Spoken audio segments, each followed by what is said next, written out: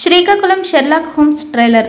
పులిదండి Mary May 22వ తారీఖున 12 గంట మధ్య హత్యకు గురైంది అనే డైలాగ్తో మొదలవుతుంది Srikakulam Sherlock Holmes cinema trailer. Vennela Kishore title రోల్లో నటించిన క్రైమ్ థ్రిల్లర్ ఫిల్మ్ ఇది.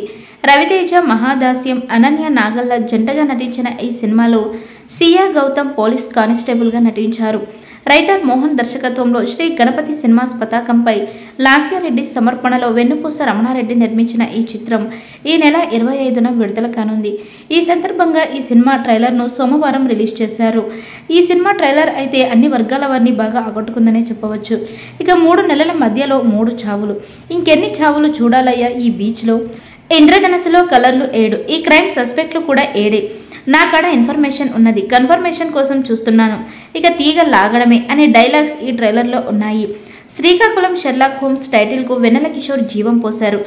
షెర్లాక్ ప్రవర్తనలో హ్యూమర్ ఉన్నప్పటికీ కేసును పరిష్కరించడంలో అతని తెలివితేటలు ఆడియన్స్ని ఆకట్టుకునేలా ఉంటాయి.